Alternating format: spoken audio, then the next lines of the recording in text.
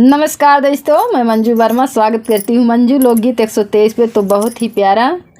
राम जन्म सोहर गीत लेकर आई हूँ दोस्तों। देहाती सोहर गीत हो तो बहुत ही आनंद आने वाला है इस गाना में। तो आप लोग पूरा वीडियो ज़रूर देखें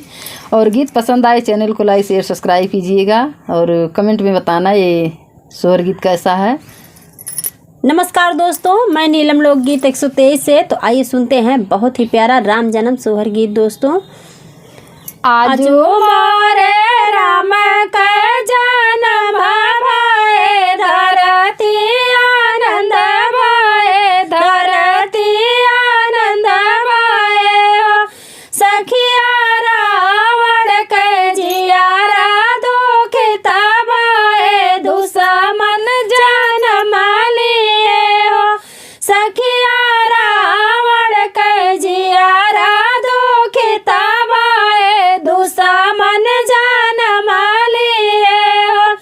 इतना जो सुने है रावण तो अपनी महल गाए अपनी महल गाए हो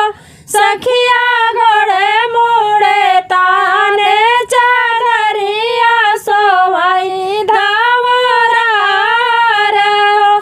सखिया घोड़े मोड़े ताने है चादरिया सोवाई धावरा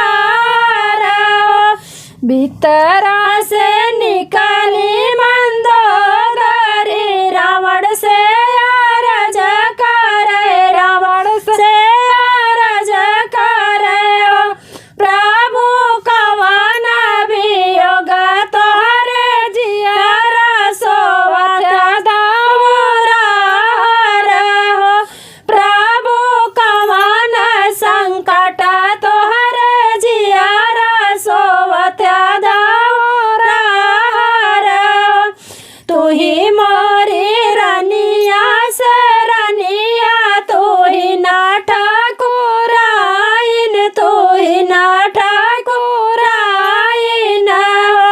रानी अवध में जन्मे श्री राम हमाई मारी डरी हाई हो रानी अवध में जन्मे श्री राम हमाई मारी डरी हाई हो एक लाख पुतवा तो तोहारे सवा लाख नतिया सवा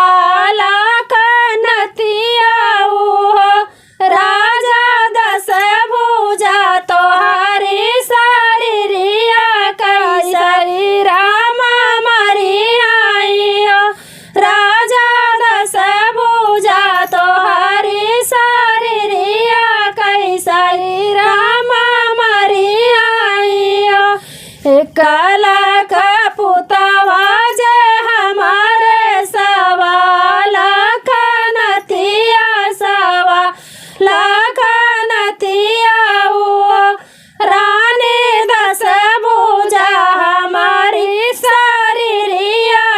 अकेले राम मरी आई हो रानी दस भुजा हमारी शरीरिया हमारी राम मरी आई हो आजू मोरे राम के जन्म भये धरती आनंद भई धरती आनंद भई हो